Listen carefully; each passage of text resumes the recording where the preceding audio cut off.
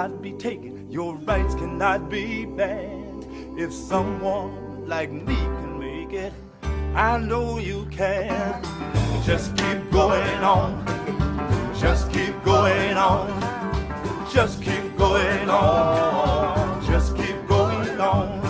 Take every knock as a boost, and every stumbling block as a stepping stone. Lift up your head, hold your own, just keep going on. I say, just keep going on, just keep going on, just keep going on, just keep going on. Take every knock as a boost, and every stumbling block as a stepping stone. Lift up your head, hold your own, just keep going on.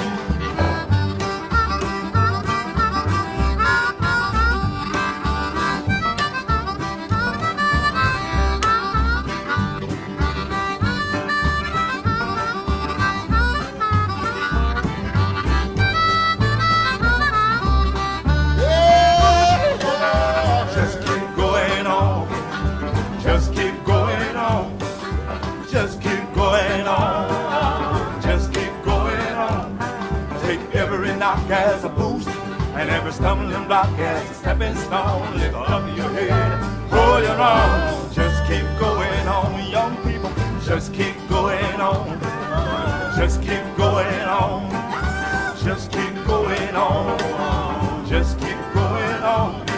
Take every knock as a boost, and every stumbling block as a stepping stone. Lift up your head, hold your own, just keep going on.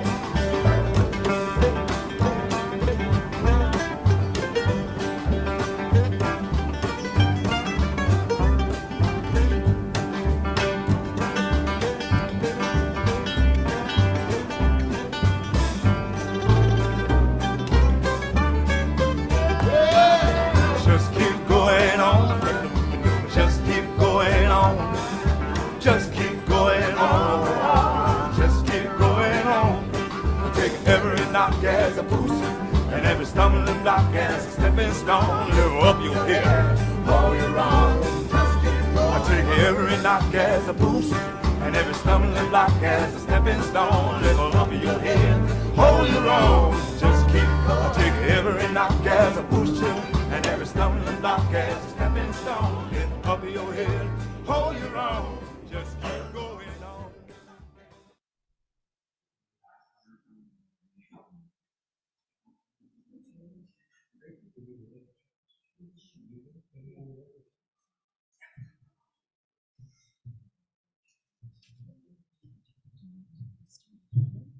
No, you're doing the chalice later. So you're just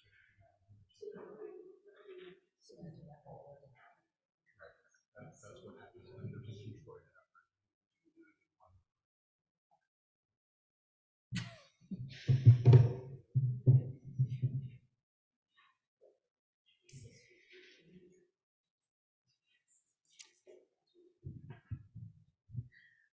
I Dream a World by Langston Hughes. I dream a world where man, no other man will scorn, where love will bless the earth and peace its paths adorn. I dream a world where all will know sweet freedom's way, where greed no longer saps the soul, nor avarice blights our day. I dream where black or white, whatever race you be, will share the bounties of the earth and every man is free. Where wretchedness will hang its head and joy, like a pearl, attends the needs of all mankind. Of such I dream my world.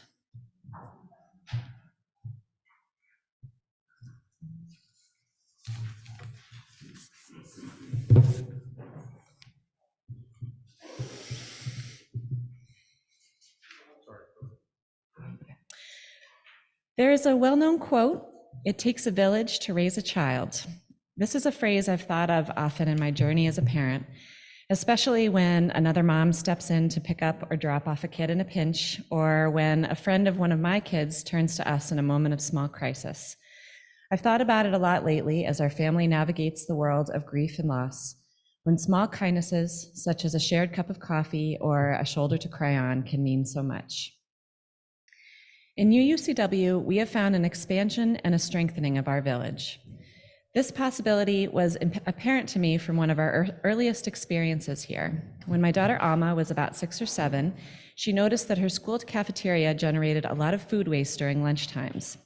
We encountered encouraged what we hoped was a healthy amount of outrage at the situation, which we saw as a global problem made real in her school setting. Alma wondered if her school would incorporate composting into their cafeteria, and we encouraged her to approach her teachers and principal with the idea. She did her own research, found other schools with composting problems, and wrote a heartfelt letter proposing a similar program at our school. We emailed her letter to the school principal and never heard a response.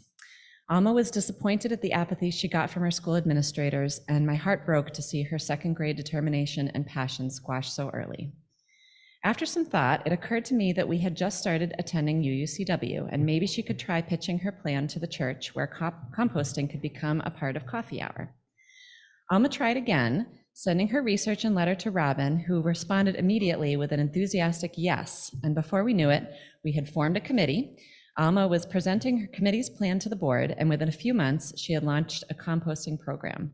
She even got to dump the first bucket into the composter. And last spring, the RE classes worked with the Garden On team to plant pawpaw seeds into the soil made from that first bucket of compost. I didn't grow up going to a church, but this is the kind of village that I was looking for in a faith community. UUCW is the type of place that will listen to the outrage of a child, or really anyone who sees injustice, and channel it into action. This is a place where my kids see a community that listens, nurtures, supports, and cares, and who will, I know, encourage them to build a world that they can be proud of.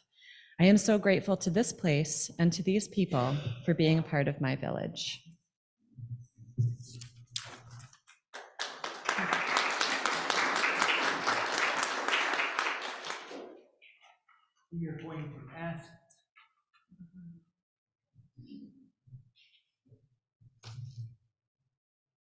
We are going to ask you to sing along for a portion of this song. It's called "This Is the Church That We Built."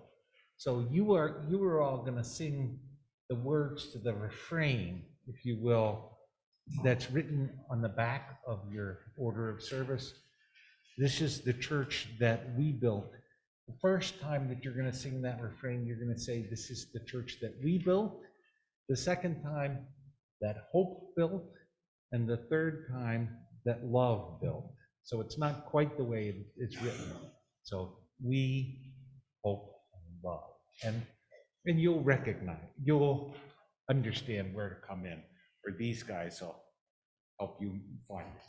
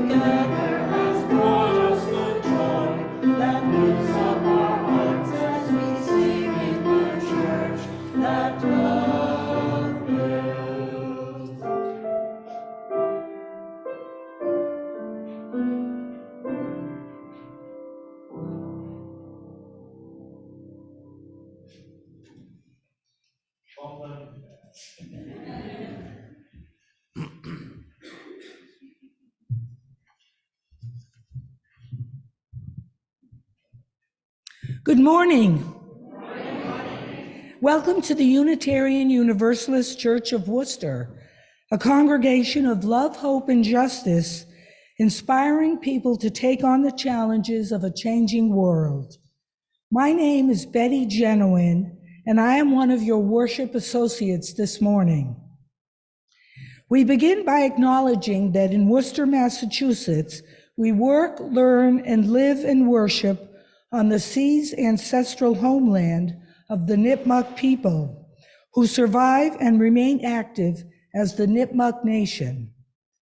We offer a special welcome to those of you who are new or visiting us for the first time this morning. We are delighted that you are here. We hope that you will join us in Fellowship Hall following the service for refreshments and conversation. If you have questions or desire more information about this service or any of the ministries and programs of this congregation, please do not hesitate to ask. We invite you to fill out one of the cards found in the pews. These cards can be placed in the offering plate or given to one of the ushers or greeters this morning. For those of you joining us online this morning, we offer you a very special welcome. For safety purposes, and so that we might come to know you better as you are able, please place your name on your video feed. Please take a moment to sign one of the attendance clipboards that are now being circulated. Though you are not obligated to sign, we appreciate your information and will use it only for church purposes. During the service, we offer an opportunity to share a brief personal joy or sorrow. If you would like yours to be read aloud by the minister, please print it on an index card in the pew and drop it in the collection plate when it comes around. These cards will also be posted outside the minister's office to be shared with our friends at other services. For those online, you can place a joy or sorrow in the chat, and we will share it during this time in the service. In the foyer are listening devices and large print service programs and hymnals for those who may find their assistance beneficial. Please see one of the ushers who will be pleased to assist you. I invite you now to turn your technology to worship mode. And finally, please note the announcements on the back of your program. There will be time for short verbal announcements following the postlude. We are so glad you are here and hope that this morning is an opportunity for rest, reflection, and rejuvenation. And before I share with you why I pledged to UUCW, I'd like to call up Joan McGinn for a brief announcement.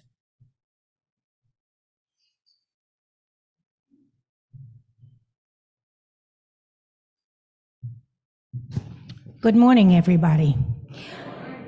As you know, March is Women's History Month, and this Wednesday is March 8th, which is International Women's Day. And today we have with us, and I'm delighted to announce that both my sister, Teresa, Dr. Teresa McGinn, and my other sister, Lorraine McGinn, Engelhardt, will be doing a workshop at noon on reproductive justice. And Teresa is a professor emerita at Columbia University, and she has worked literally all over the world, and especially the last 20 years in situations where women have been displaced by war, famine, or other dire situations. And she will be telling us, and in our workshop at noon in Fellowship Hall, we will be talking about the situation for so many women in the world. So I invite you to that, And again, I am very proud and honored to welcome my sister Teresa and my sister Lorraine. So thank you, and I hope to see you at the workshop.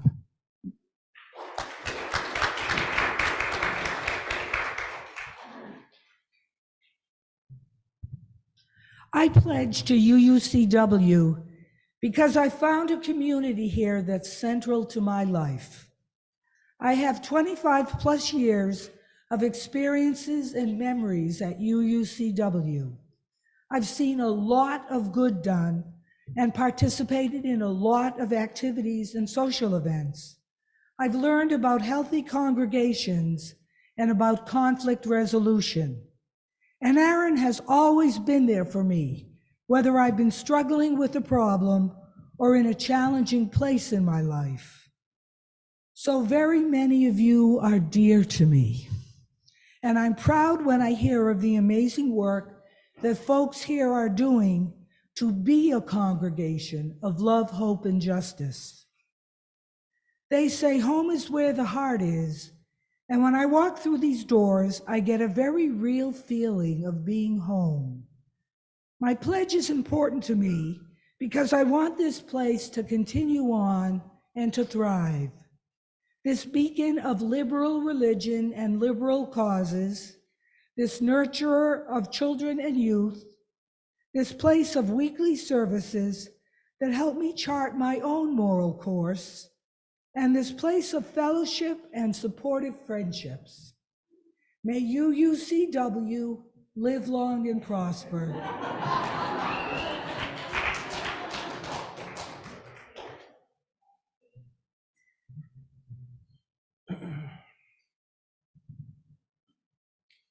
The other short announcement this morning is that it's Soup Sunday.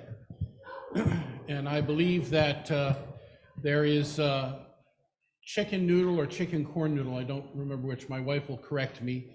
You can guarantee that. And I'm not certain what the vegetarian option is, but I know that all of the ones that have been done thus far have been delicious. I think the suggested donation is $5, but frankly, if you don't have any money and you want soup, you shall have it until it's gone, which is usually before I get there. Just saying. Let us join together, therefore, in honor of soup and stewardship and this beloved community with our opening hymn, number 38, found in your gray hymnals, Morning Has Broken. Oh, you know what? I'm out of order. Where's Steve? Oh, excellent. I did not know that. Please, before we begin.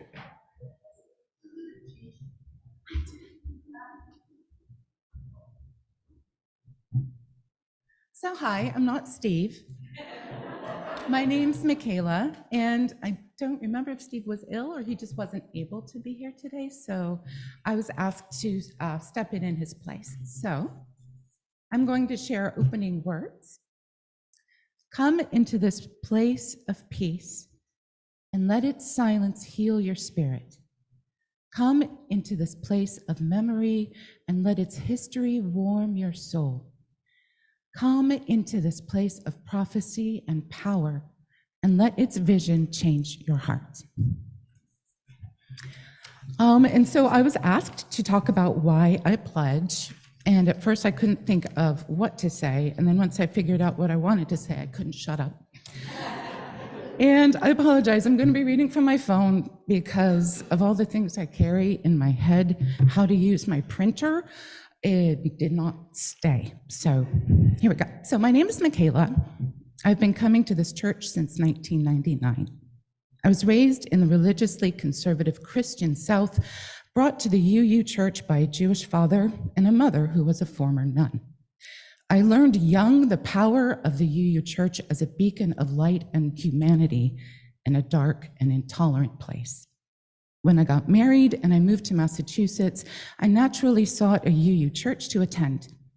This is the one where the minister, Aaron, actually answered the phone. And here I am. I pledge because I cherish.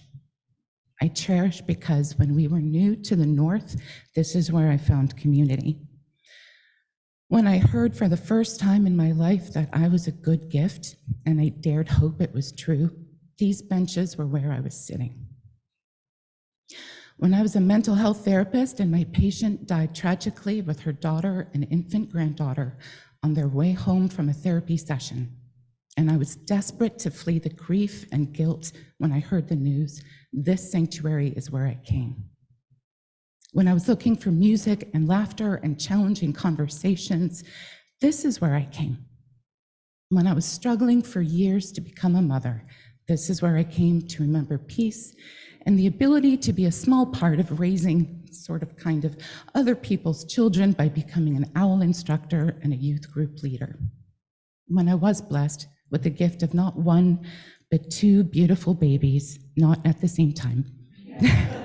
This is where I brought them to be dedicated. When I have sought to raise those children in a community that respects their personhood, shapes their understanding of their responsibility to the greater global community, this is where I brought them. They have both come of age in this church, and I am daily overcome by their compassion and their thoughtfulness. When I have sought the twinkle glow of candles in the darkness and the sound of many voices singing as one, this is where I come. When I struggled with my own flaws and failures, this is where I found grace. When during the height of the pandemic, working as a nurse practitioner for the marginalized in Worcester, I trained for a half marathon just to stay sane. It culminated in my running from Mount Wachusett to this church's parking lot, one spiritual sanctuary to another. I love this church because this has been my home, my solace, my inspiration, and my sanity. I pledge because love without action is an empty promise. This church has loved me and cared for those most precious to me. I pledge because it is a personal covenant that I nurture what I cherish. And I cherish this church, the people inside it, the ideals we espouse, and the work we do. I pledge so that may continue. Thank you.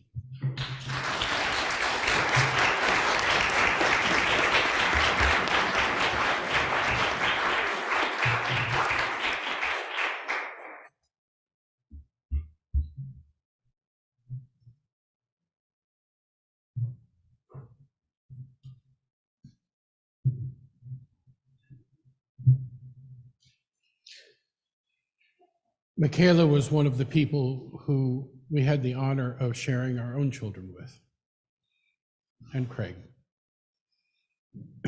And there is something to be said for people that you invite into that process, who can reflect back to you the care and the nurture and the promise of safety and protection and support throughout their lives. And it has been and continues to be an honor to have been here long enough to be able to see that process through, not only for my own children, but for the Turner Clarks as well, who are not that far behind in terms of their growth into adulthood. Let us turn to our opening hymn, number 38.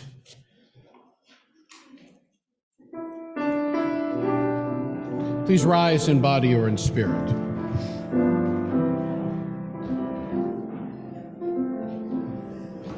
Morning has broken like the first morning. Blackbird has spoken like the first bird. Praise for the singing, praise for the morning, praise for the streaming, fresh from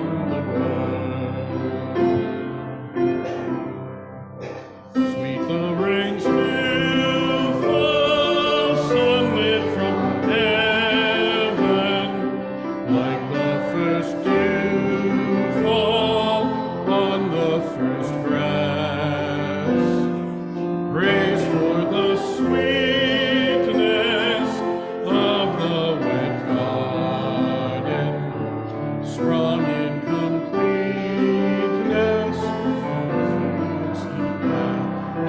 70s on. It's Cat Stevens fans in here. Sunlight, mine is the morning, born of the moonlight, maidens are playing, praise with elation, praise every morning, God's recreation of the new day. Yusuf would be pleased. Please be seated. I now invite our youngest to come forward with their baskets of change for change. This weekly opportunity for our youth to participate in taking care of those in our community who benefit from our emergency fund. If you have change you would like to gift this morning, please raise your hand and one of our basketeers will find you quickly.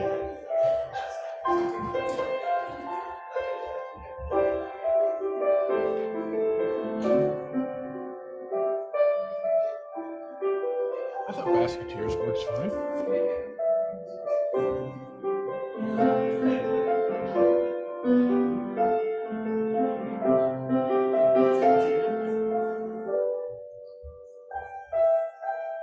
You can bring the baskets toward me.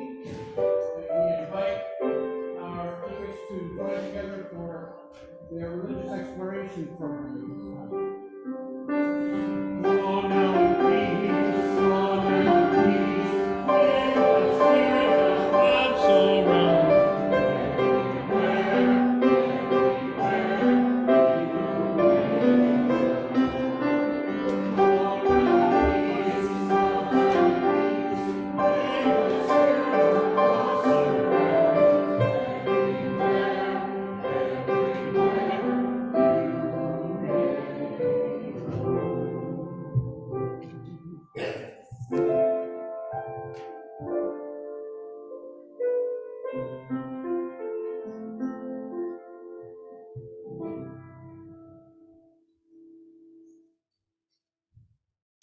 Good morning.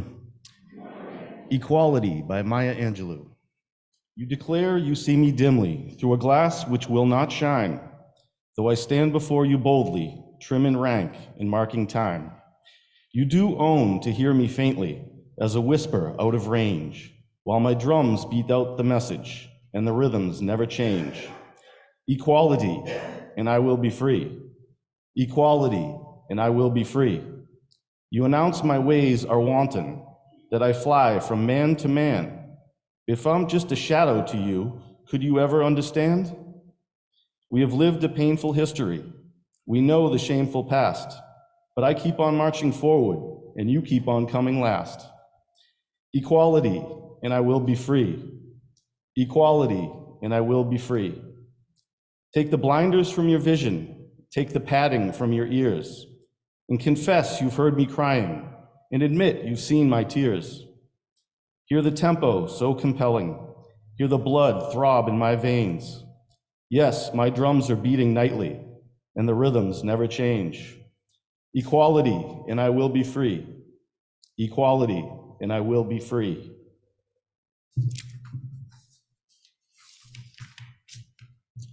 Why I pledge. I pledge because I support what goes on here, in every sense. Before we moved to Worcester in 2004, we were members of First Parish UU in Cambridge. That's where we had our daughter Alana's child dedication ceremony. That congregation was led by the Reverend Dr. Thomas Michelson. You'll come across his name in our gray hymnal. That congregation voted to adopt the 8th principle on June 13th, 2021. In 2006, we went to a summer service downtown at First Unitarian. While we enjoyed the service, it was a bit too Christian for us, especially for me. That same summer, we attended a service here and were warmly welcomed by Judy Savage, among others. It was clearly a better fit for us. In tone, language, philosophy, and as humanists, it felt like home. So Rachel and I became members in 2007 and have been pledging ever since.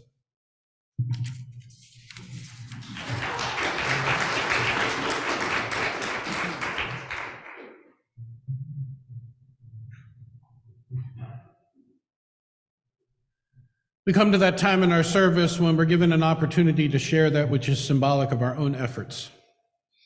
It is part of the ongoing pledge that we make to this place, a different but related pledge that each week as we are moved to do so, we contribute something to continue the mission and ministry of this congregation and all those that it serves.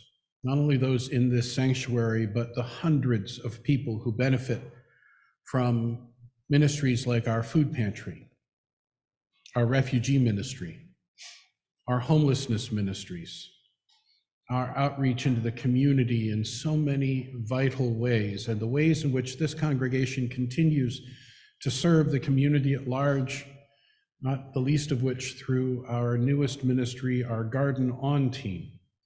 We continues to envision a world where native plants occupy every yard in our neighborhood, in our community, our commonwealth, our country, and our world. Seems like a small effort, doesn't it, on our corner of Holden Street and Shore Drive, which, by the way, the address will soon be on Shore Drive.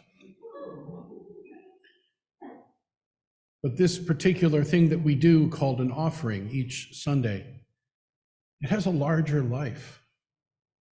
Over the course of the year, it not only helps us provide the money necessary for us to make good on our vision of a budget, but it also represents something of the commitment that we make to so many others, that we don't exist just for ourselves. We exist because we want to serve, and this is one way that we do that. At this time, our morning offering will be received.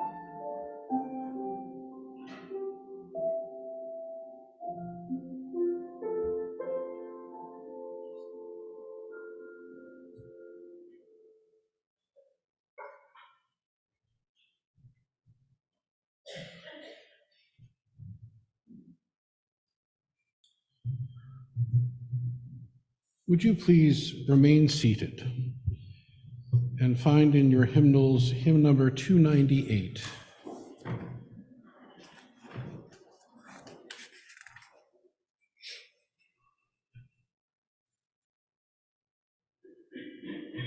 Join together. Wake now my senses and hear the earth call. Feel the deep power of being in all. Keep with the web of creation your vow, giving, receiving as love shows us how. Reason, reach out to the new. Join with each pilgrim who quests for the true. Honor the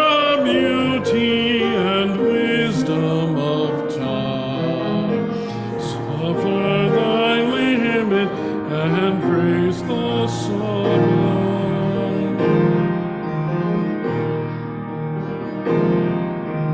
Wake now, compassion, give heed to the cry. Voices of suffering fill the wide sky. Take as your neighbor both stranger and friend, praying and striving their hardship to end. Conscience with justice thy guide, join with all people whose rights are denied. Take not for granted a privileged place. God's love embraces the whole human race. Now my vision of ministry clear, brighten my pathway with radiance here. Mingle my calling with all who will share. Work toward a planet transformed by our care.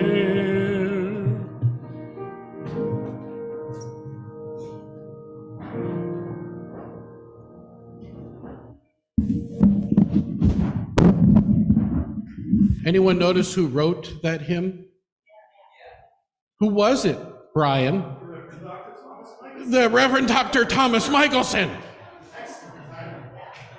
And that was not planned, right? I need to say, this is the way the Spirit works in this place, in case you're wondering, right? We come to this moment in our service when we're given pause to consider what is deepest in our hearts, or most profoundly on our minds, or in the work of our hands in the days that have transpired, or in the prospect of days to come. Joys and sorrows that touch us deeply and are given another measure of meaning because of our capacity to share them in the midst of a company that claims us as a co-journeyer. So I invite those of you who have joys or sorrows this day to come and form lines on either side of the sanctuary, to come and speak briefly into the microphone here, telling us first who you are, so that those using our auditory enhancement devices or joining us online can also participate in this important ritual.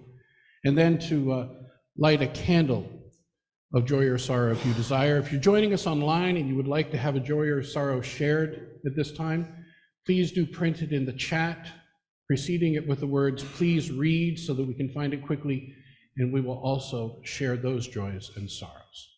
Are there joys or sorrows to be shared this day?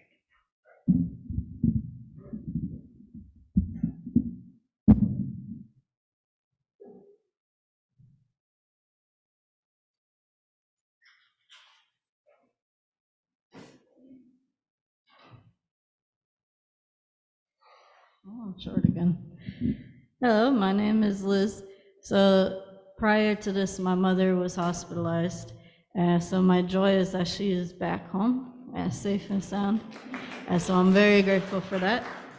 And then also my usual intentions for all the Black lives lost to hatred and racism, as well as all the female lives lost to sexism and all that BS. Thank you.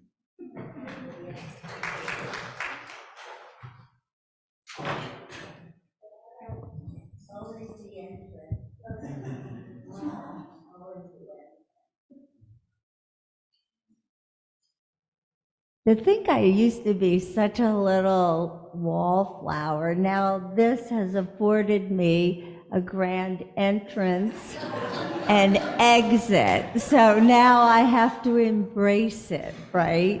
Anyway, I'm Susan Crosley. And initially I was going to get up and just tell the congregation. I called Doris Horgan, long time member. She sounds great. She's like 95 now. She has given up driving, but it was so much fun. We must have talked for 45 minutes. So I wanted to share that, with the community. I also had a nice conversation with Polly Bloomhill, and she's at home with knee issues, non-weight bearing, must be dreadful. But anyway, she sounded really good.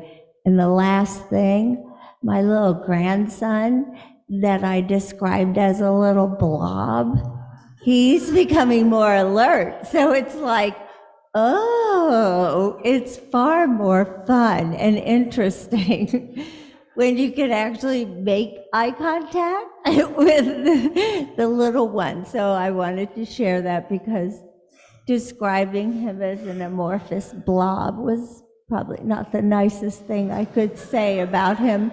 So I just wanted you to know that, yes, he's human. Thank you.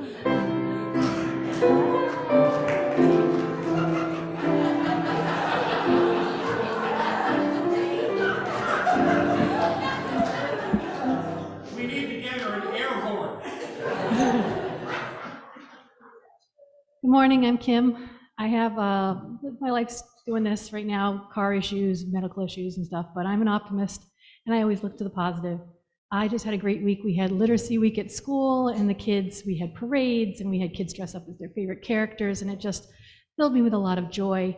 And my son is home for spring break and he made me breakfast because his timeline is like upside down, so he's awake when he's supposed to be sleeping. And then today he's like, he was awake. I was like, "You're gonna make me breakfast?" He's like, "Yeah, what do you want?" I was like, "Whatever you want to make." So I am just so positive with the joys in my life right now, celebrating Women's Month right now, and Flora in Winter, and this presentation that we're having today. So there's a lot of joy, and I hope that you all find more joy than pain in your lives.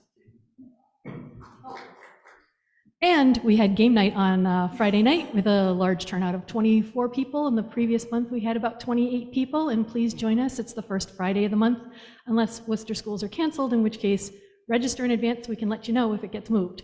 But we had a blast. It was like two and a half hours, and we bring games, you bring friends. It's fun. Join us.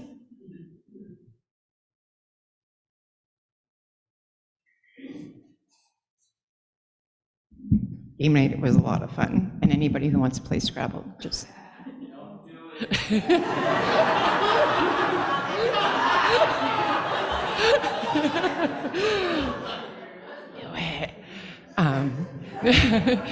It's constantly amazing to me, the stories I get to hear and share with this congregation, especially at this service every Sunday. And my outside life is touched by this congregation all the time. One of those things is IHN is proud to announce we've hired a new case manager. Yay! This congregation is one of our biggest supporters, and I hope you get a chance to meet her and welcome her and hear her amazing story too.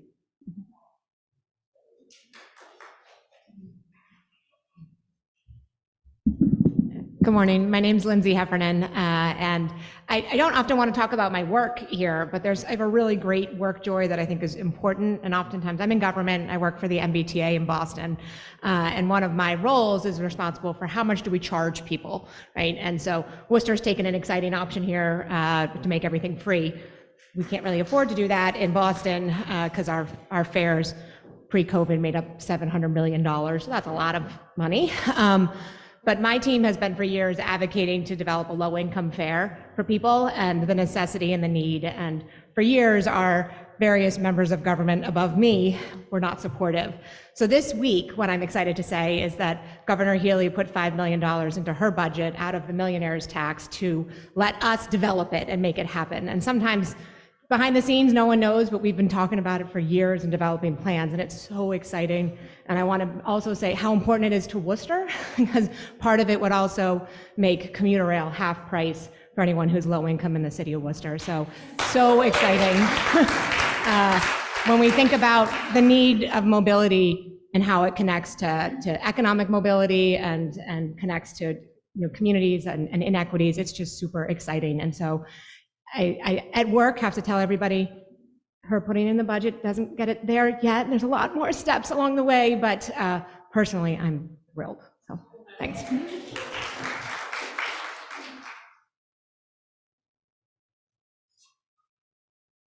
My name is Linda. I don't always speak that well in front of people, but you're not just people, you're my friends. And I think what I'm going to talk about, just mention, is a good friend of mine, Michelle Hernandez. She took a fall a week or so ago, and she's healing well.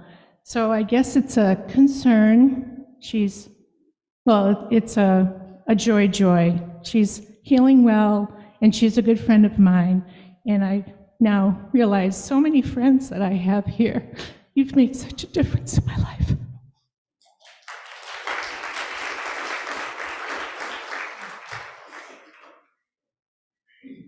Hi, how you doing? My name is Alfredo Villela. I think some of you know me. I've been very busy. I also work in the wellness, wellness non-for-profit things. I just got here to the U.S. like 6 months ago, and now I have 2 full-time jobs. I'm so excited. Yeah, it's tough. Yeah, in respite houses and group houses. It is, I'm counselor there. It is a beautiful job. It is really hard. Yeah, but the joy, even though that there's a lot of joys, and I do have a lot to thank for, every day I do thank for all the abundance that I have been given. My son, who the whole plan for me to be in the U.S. is to help him go finish up a high school and go into college. We did it. He's graduating, Daniel Villela, yeah. And also we went to URI to a very important and the only one that he scheduled audition. He's an excellent classical guitarist, and he completely rocked the boat there. So I'm so proud of him, and it looks like he's gonna go there. So I'm all set, and I've been a little bit away, but I do appreciate the whole community. And I also learned that my ex goes to the Unitarian Church for all these years, but in Newton. So I also was very happy to hear that. And the only thing that I have to say right now is that I'm so appreciative of everything that has happened to me. So,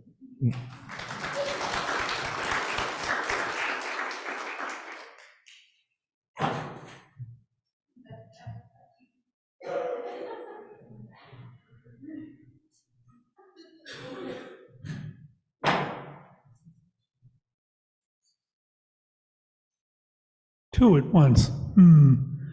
My name is Paul, and a couple things. One, I also visited Doris. I gave her one of these little hearts of candy, and it was a lot of fun to talk with her, and realized that I missed her, and she kind of lives close to me. Number two, I went to court this week for my brother, and because he's in the hospital and that, and really, no real progress is made. Although I was kind of ambushed that he had a lawyer, but I'm not trying to be evil and like take things from him, but the thing is just trying to get the do what's best for him, and like I'm trying to use the professionals to help me. I fix computers and install printers. I don't know anything about healthcare process.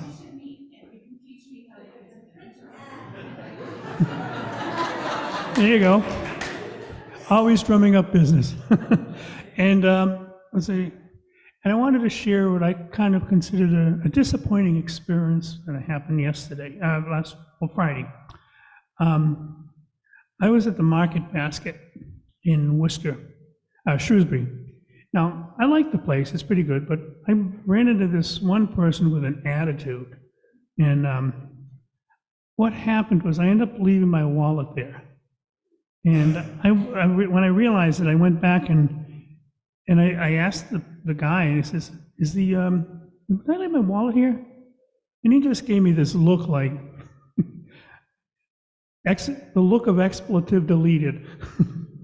And so I went back the next day, and it was there, and it was where I thought it would be. And I complained, and I actually, you know, I don't like complaining about people, but I really complained about this guy. It's like, you know, he's good. If he has that much of an attitude, he shouldn't be in public, you know, dealing with the public. I mean, it was kind of feeling awkward because, you know, the people there were, you know, what are you going to say? Like, I'm sorry, you know, when they do that stuff. But nevertheless, you know, all in all, I was kind of glad, even though I canceled my credit cards, which means I'll have to be out without them for a couple of days. But, you know, all in all, it's pretty good because the money was still in there. Excellent. And that's about it. And thank you for letting me share, family members.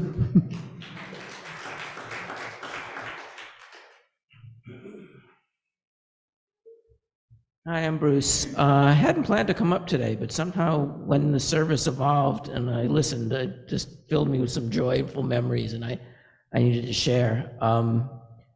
My daughter Alana is 37 years old, and she has 2 kids of her own, but 20 years ago, 20 years ago, Michaela and Craig were her youth group advisors and helped support her through this church. And you know, what goes around comes around, because after a bit of a hiatus, I was back being a youth group advisor last Sunday, and their daughter Amaya was there.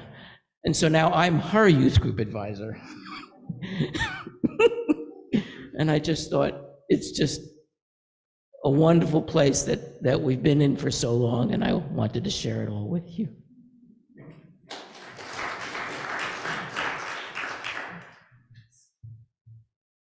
Hi, I'm Joan McGinn Still, and I just wanted to say that I wanted to acknowledge my mother, who raised 5 feminist daughters. 3 of us are here today, and 1 is going to be, in fact, she may even be Zooming. We'll have to rely on the tech team back there to see if we can Zoom the presentation, the reproductive justice workshop, because 1 is in California and the other one's in Manhattan, and then we have a niece in North Carolina. So the flowers today are in honor of my mother, who's didn't have a feminist life, but her life was a true, she did the best she could under enormously difficult situations, like many of our relatives do. And anyway, especially on International Women's Day, I honor my mother and all the women who keep on keeping on. Thanks.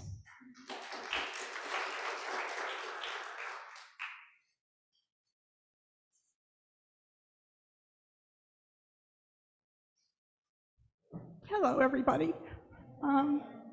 This is one of those days where Diane the Crier of the church comes out.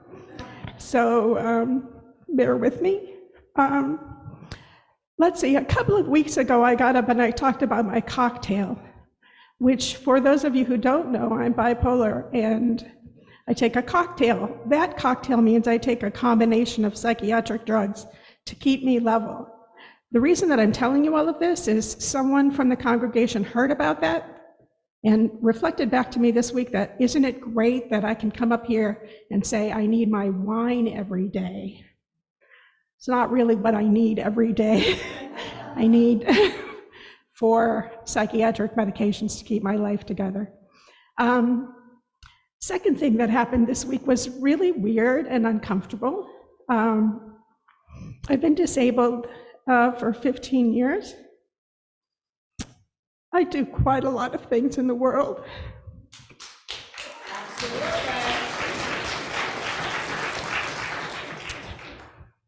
Somebody was reflecting to me that someone in some family that they care about might become disabled with a back situation, and that would mean they would mooch off their whole family for the rest of their lives. I can assure you that I am not mooching off the world.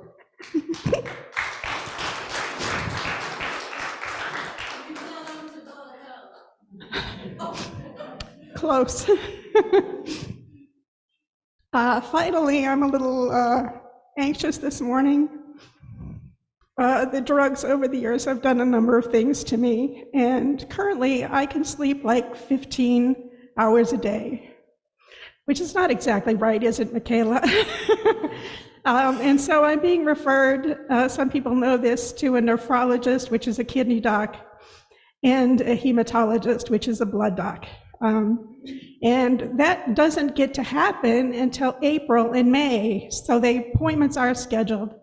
But I'm kind of an anxious ball of junk because I have to live with this now, knowing that I have to see them, and that's a mess. So if you see me or don't see me, there's a lot of junk going on. Thanks.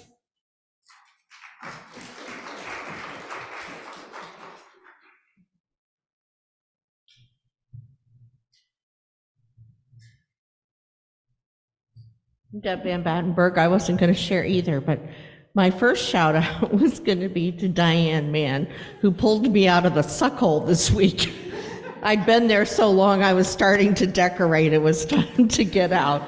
And she's a woman who really, truly gives and understands me. So thank you, Diane. So I'm Irish, and I'm loved that the first few hymns were Celtic. Based rhythms and stuff. I'm going to be in Spain on St. Patrick's Day. So I have my Irish headdress that's got ribbons, and it made me think of my craziest St. Patrick's, which was in China, when China was not fully open yet. People were still riding bicycles and wearing blue Mao jackets. And I went with my sorority sisters on an experimental trip with the University of Arizona. My sorority sister brought green dye and had our tour guide leader explain to the kitchen that she needed to put it in the beer. So our group actually had green beer on St. Patrick's Day in Shanghai. The other thing I wanted to say is whose Kia Niro is out there in the parking lot? No? Ah. Well, I'm parked next to you with the same car. It is up for the running of the top 3 EVs in the world on the World Car competition right now. It's the car that we drive the most. And Craig is not here because he's packing a container that's going to a big manufacturer in Waterloo, Iowa. You can guess who that is. But we're going to be in Spain because he's been asked for the International Remanufacturing Conference to be the keynote speaker. So a lot of remanufacturing goes on in Spain, Portugal, Romania, Poland, poor Yugoslavia. That's where BMW ignition packages are made. So it's a whole world we don't really think about, but you know, Craig's out there changing the world one charging station at a time. So, you know, please keep us in your thoughts. We'll be in Spain and Portugal meeting some really interesting people. Thank you very much.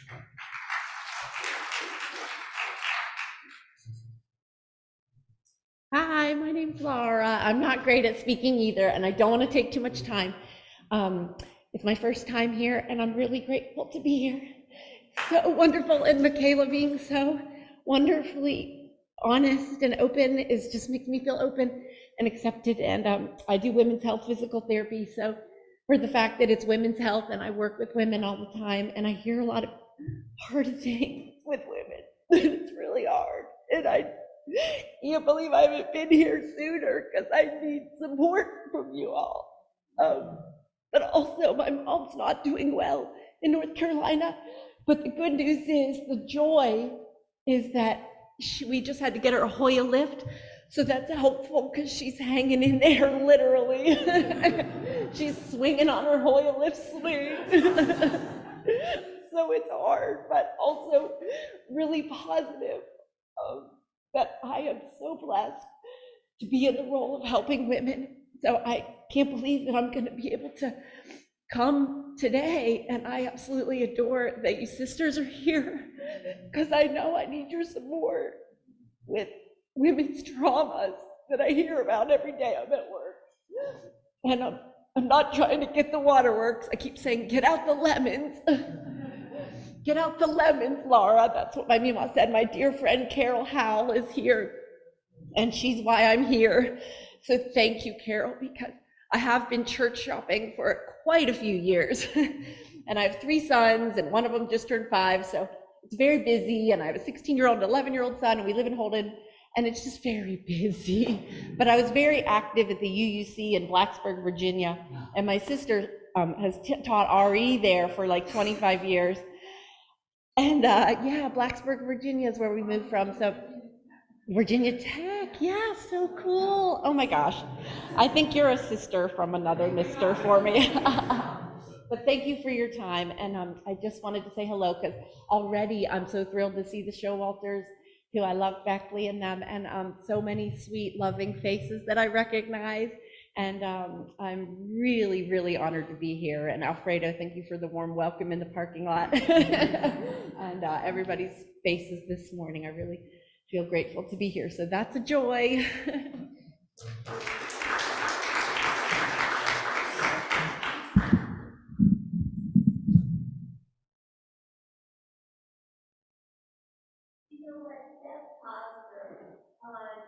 I'm about to ask.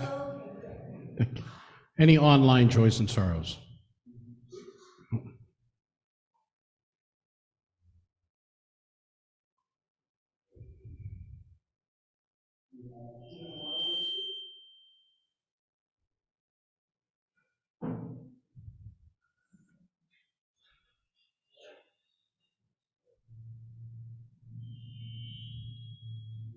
No. Shout them out. Go ahead. Beth Posner Waldron. I'm not saying the full service because I'm celebrating my daughter's 45th birthday with her family. My other joy is the overwhelming response we had Tuesday night for the book store with the fellow congregation celebration Wednesday. I was ecstatic to hear the expression of being filled with joy and gratitude, and the many folks who filled their comments and joined me from home. We will have a snacks later, and the full celebration will be available for those who missed it. The second one is from Michelle Hernandez. I want to thank all of you who reached out to me with love and feeling thoughtful to me. It's wonderful to be a part of such a caring community. As for my injury, while getting out of this first full arm cast on Tuesday afternoon, I finished a small break. I can't wait to be able to my left hand. Excellent. So for Michelle, who's healing from a broken arm, and for Beth, who is celebrating her daughter's 45th birthday, and who gives great thanks to this congregation for the support and the presence at the celebration for being a Good Trouble congregation this past week, and more will be shared about that in the coming weeks. For what shall we pray today? For what shouldn't we pray? Maybe no. What, tell me, for you, what shall we pray today? Healing, community, love, justice. I'm sorry? Support. Acceptance. Healing. New people. Hope. Pledging. Lest we forget. Compassion. Faith. Equality. Empathy. Hope. For the earthquake, for those who were affected by the earthquake in Turkey and Syria. For optimism. For this church. For women, whose lives we celebrate this month and whose history continues to inform all that we are, all that we have been, and all that we can continue to become. For the love and acceptance of this congregation, and for the courage to be able to speak truth in vulnerable moments. For the joy that we share with each other when we discover some delight that continues to inform and to energize us for all that we are capable of being, not just because of what is within us, but what we gather between us. For this place that holds us, that welcomes us, that embraces us, that helps us figure out what it is that we are becoming, and gives us the courage to become one step closer to that vision of wholeness, of health, and of love. Amen. And blessed be.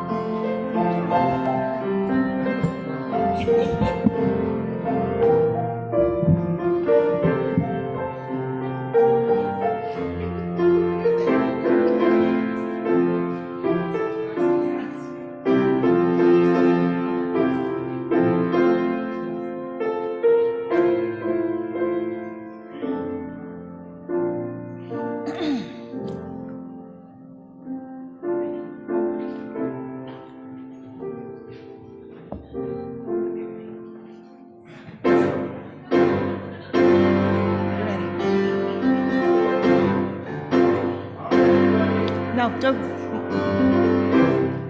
we're live in 5, 4.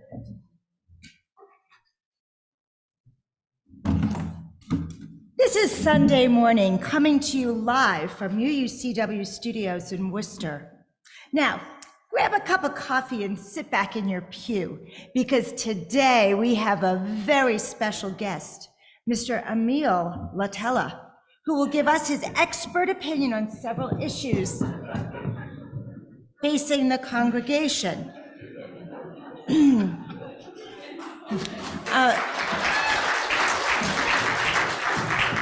Welcome, Mr. Latella. What was the first topic? Okay. What was the first topic you wanted to discuss? Yes. The first topic, excuse me. Yes, the first topic I wanted to discuss was beloved immunity. Yes, well, building beloved immunity. This is a very worthy goal, particularly during this time of pandemic danger. It's important to keep the congregation safe from pathogens, and building your immunity is a good way to go. We must keep in mind, however, that vaccines can be a very divisive topic. Some people in your congregation may not trust the pharmaceutical companies and their new RNA vaccines, and you have to respect that. Excuse me, Mr. Latella, but I believe the topic was beloved community. Beloved community happens when people of diverse racial, ethnic, educational class, gender, abilities, sexual orientation, backgrounds, identities come together in an independent relationship of love, mutual respect, and care that seeks to realize justice within the community and in the broader world. Oh, I see. Well, that does seem like a very good thing indeed. But so let's move to my next topic, which is illusion. Now, illusion, I think this is a very bad idea for a church, especially for a congregation like this. Just shouldn't focus on illusion. A liberal religious institution should be open and transparent, and trying to create illusions does not breed trust, and you will very quickly find yourselves losing members because inevitably people will see through your illusion. And furthermore... Excuse me, Mr. Latella, excuse me. But I believe that the subject at hand is inclusion. Inclusion? Yes, inclusion. Inclusion is when we make everyone feel welcome in our congregation. We do this through careful self-inspection and by getting feedback from the outside to make sure our biases, conscious or unconscious biases, are not creating a barrier to anyone in the community, in the congregation, even prospective congregants. We need to evaluate questions like, do we make assumptions about people in our programs based on their appearance or their background? Do we exclude any particular groups based on our own religious liberal bias? Are we welcoming of political conservatives? Can people with various abilities easily take part in our services and programs? Oh, never mind. What was your next topic, Mr. Latella? Yes, my next topic is the 8th principle. That's a good one. Now, I remember the day when each school had only one principal. Now, 8? Now, I understand in your own Sunday school, you've had 7 principals for years. Now, too many cooks in the kitchen, I say. Let's get back to the basics. Even in a liberal church, we do need lines of authority. I say one principal only, and then perhaps if you must, maybe have several vice principals. I think I did that at the wrong time, sorry.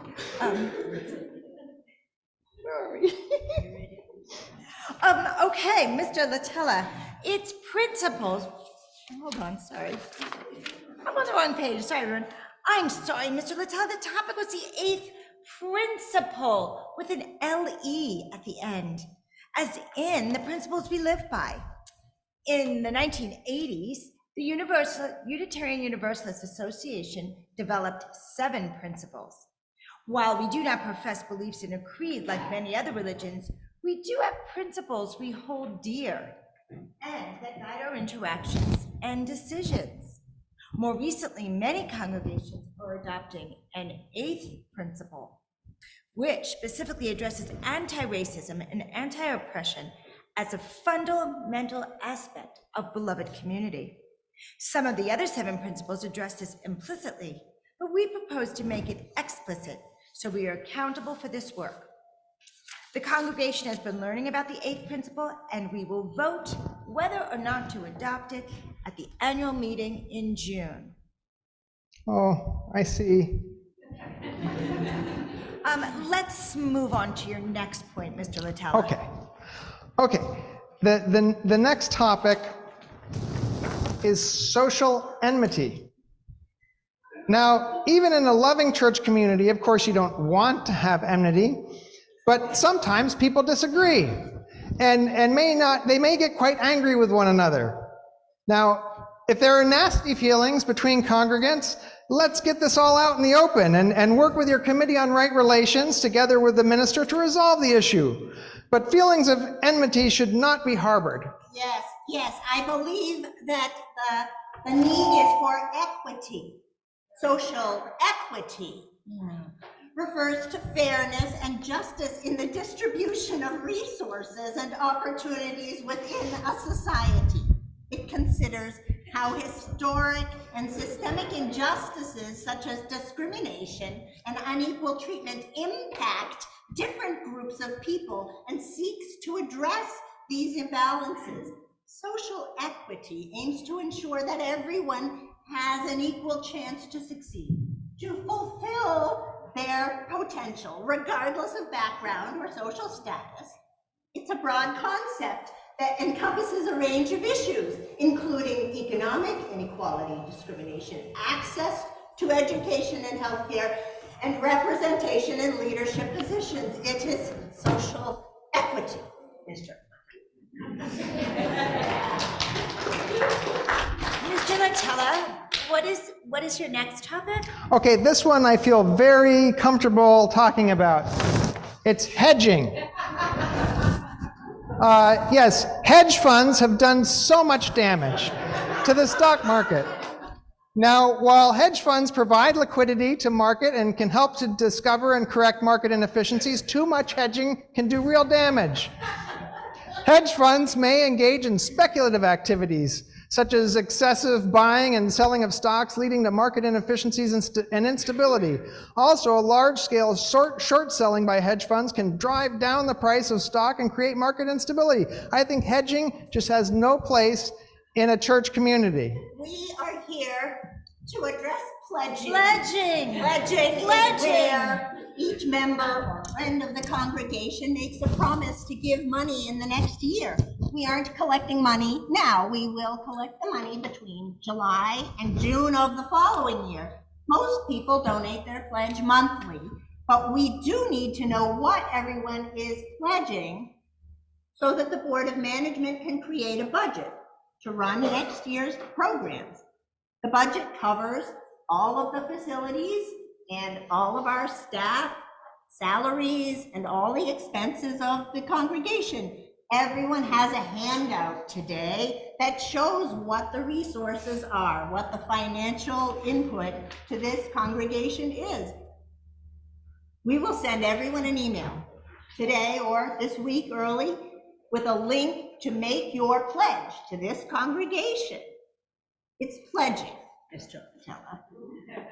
And if you want to receive the link, the mailing for the pledges on paper, and you've indicated to the congregation you want to receive paper communications, you'll get it that way. But most of you will get this email. If you have questions, you can talk to us.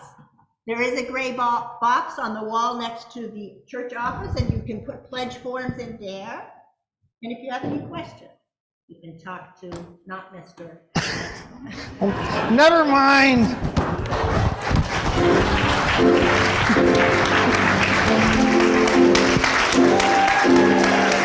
Live from UUCW, it's Sunday morning.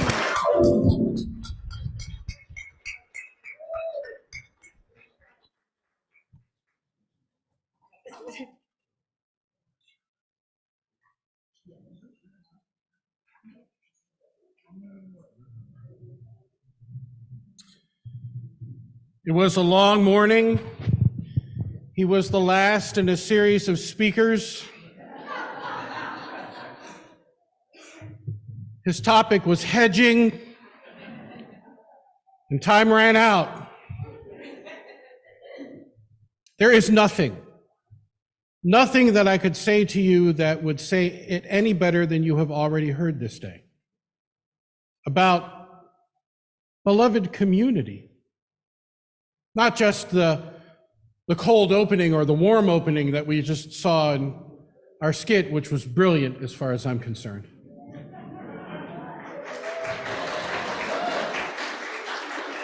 And I want to really thank our stewardship team for already the tremendous amount of work that they've done to prepare for this year's Stewardship Pledge Drive, and I'm very grateful to them. I also want to thank all of you, because you demonstrated today what beloved community is. You spoke it from your hearts. You told your truths. You explained your passions. You demonstrated your courage. You dreamed about this place not only being what it is, but becoming what it is capable of being. That is beloved community, tied to the vision of expanding our welcome. Not just, and I want to say this, not inviting people in, although that is important, but welcoming people to become constitutive of who we are. If we just welcome people in, we're asking them to adopt who we are already. If we welcome people as cojourneyers, and we risk the possibility that we will be changed in the process of that welcome, we demonstrate that they are constitutive of who we are becoming. That is a hard thing to do because it involves change. It risks redefining who we are at any given moment. But it is also the making of exactly what we have said for years we are and want to be. So, your financial pledge is extraordinarily important for the financial future of this congregation. But here's the other pledge I want from you. I want your enthusiasm. I want your willingness to go and speak your truth into the corners of the world that you inhabit where that truth is necessary. And I want you to know that you don't go alone. And if you need someone to go with you, give me a call. Or more importantly, give the people in this congregation that you know and love a call. We will stand with you. Tell the people that you think would benefit from becoming part of this place because they will help constitute it in ever broadening ways to join you on the journey. We are capable of being more than we are, and we are so glad to be who we are. And for that, the vision of beloved community is ours to craft. Amen, and blessed be. Would you please join together in our closing hymn, number 345. And please rise in body or in spirit.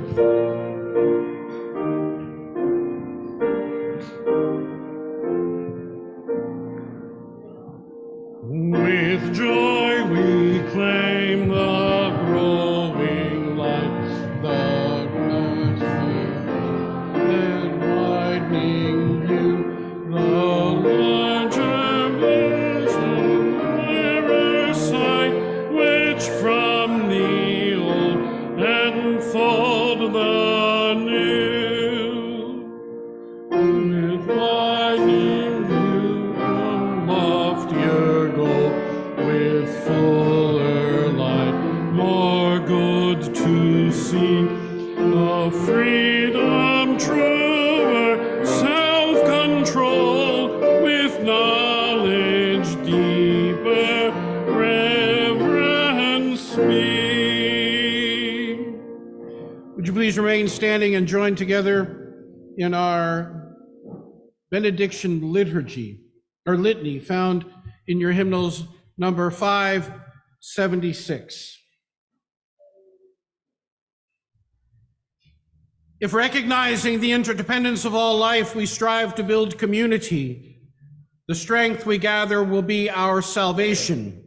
If you are black and I am white, if you are female and I am male, if you are older and I am younger, if you are progressive and I am conservative, if you are straight and I am gay, If you are Christian and I am Jewish, if we join spirits as brothers and sisters, the pain of our aloneness will be lessened, and that does matter.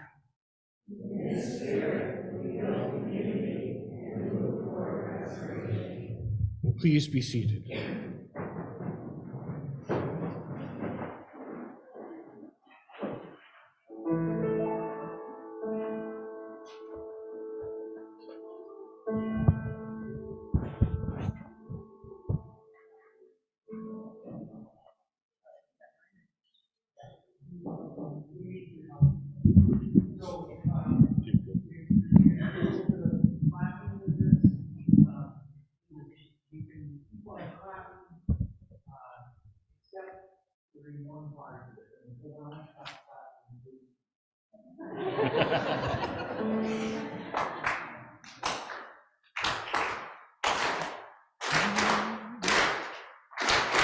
Well, it looks like it might be a long road, but I'm gonna walk it with you. And I know that you have a heavy load, but I can carry some too. I will lift you up when you push you down. I will raise my voice and stand my ground. Well, it looks like it might be a hard road, but I'm gonna walk it with you. And it looks like it might be a long night, but I ain't going nowhere. And I know it's gonna be a hard fight, but I will stay right here. I will shine a light in the darkest hour. I will face the man in the tallest tower. Well, it looks like it might be a long night, but I ain't going nowhere. I will work, I will fight, I will strive in the name of love. I will shout, I will shout, I will sing to the highs above. Well, it looks like it might be a perilous climb, but I will follow your lead. And I know it might be a long time, but none of us is free. But I'll hold on tight, stay by your side. I will be with you for the whole damn ride. And it looks like it might be a perilous climb, but I will follow your lead. Looks like it might be a hard road, but I'm gonna walk it with you. And I know that you might have a heavy load, but I can carry some too. I will lift you up when they push you down. I will raise my voice and stand my ground. Well, it looks like it might be a hard road, but I'm gonna walk it with you. I'm gonna walk it with you. I'm gonna walk it with you. I will walk, I will climb, shine my light through the whole night through, because it looks like it might be a long road, but I'm gonna walk it with you.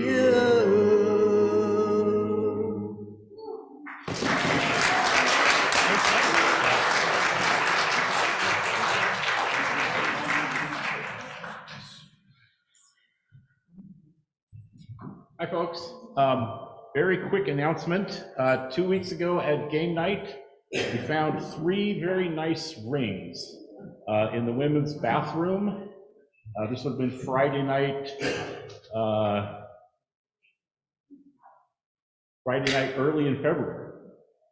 Right. Yeah, so 2 of them have yin-yang symbols, and the other one has moons, stars, and suns, maybe. if these belong to someone, it would be really nice to get them back to their own people.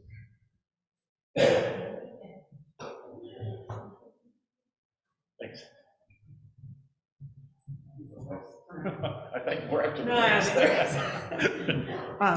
we're forming a lounge task force of Vicki Cox-Lanyon, Mara Desai, and myself. So if anyone has anything to say about the lounge, would like to come speak to us, thoughts, ideas, ways to help, come talk to us.